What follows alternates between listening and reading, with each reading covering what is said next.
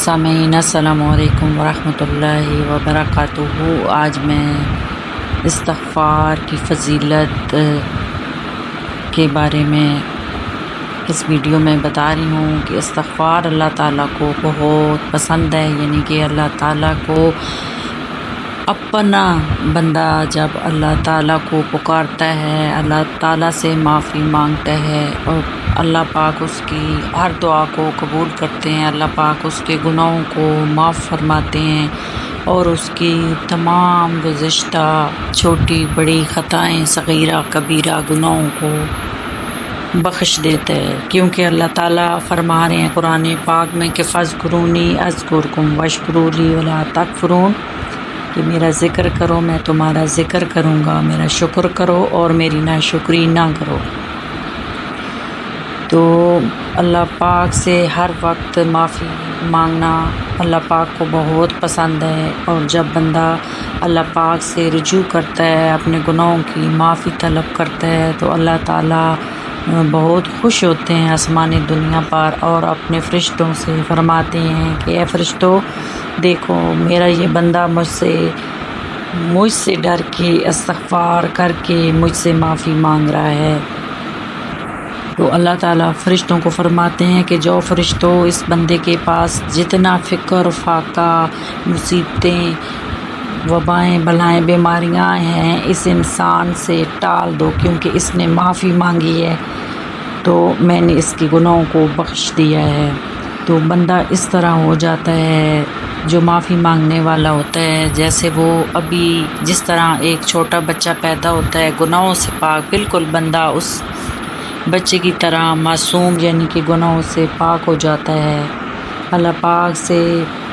اگر دن میں 70 بار ہم استغفار کریں،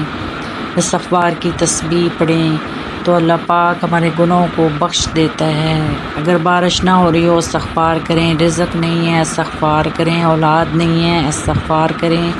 گھر میں کوئی بھی جانی مالی پریشانی وسائل کی پریشانی ہے استغفار کریں تو یہ سب دور ہو جائے گی۔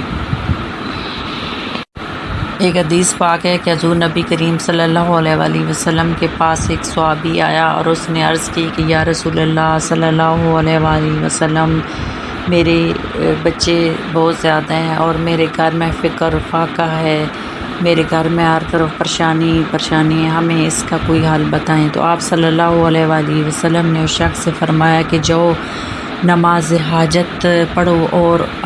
نماز حاجت پڑھنے کے بعد اپنی تسبیح اپنے ہاتھ میں لو اور 70 بار اللہ تعالیٰ سے استغفار کرو، کیونکہ اللہ پاک سے استغفار کے ذریعے سے رجوع کرو گے تو اللہ تعالیٰ تمہارے گھر کی تمام پریشانیاں بھوک کی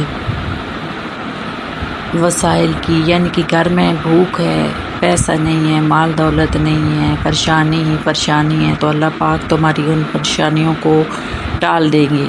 اسی طرح اس صحابی نے ایسا ہی کیا، جب دوسری دفعہ آیا تو آپ صلی اللہ علیہ وسلم نے عرض کی کہ اے صحابہ کیا وجہ ہے کہ تم بہت خوش نظر آ رہے ہو؟ تو صحابی نے یہ عرض کی کہ یا رسول اللہ صلی اللہ علیہ وآلہ وسلم، میں نے آپ کے بتائے ہوئے طریقے پر عمل کیا، یعنی کہ میں نے نماز حاجت ادا کی اور اللہ پاک سے رو رو کر گڑ گڑا کر استغفار کیا اور 70 بار استغفار کرتا ہوں روزانہ، تو اللہ تعالیٰ میری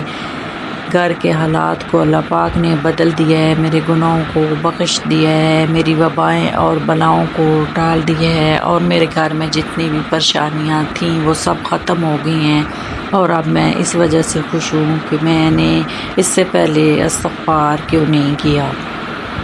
یعنی جب بندہ اپنے اندر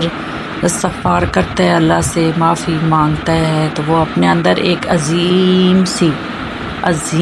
خوشی محسوس کرتا ہے۔ وہ خوشی اس لیے محسوس کرتا ہے کہ اللہ پاک اس کو معاف کر رہے ہوتے ہیں، اللہ پاک نے ان کو معاف کر دیا ہوتا ہے اور اس کی روح خوش ہوتی ہے۔ اور اسی طرح اللہ پاک جس بندے کو معاف نہ کرے اس کے اندر بے چینی اور سخت پریشانی ہوتی ہے۔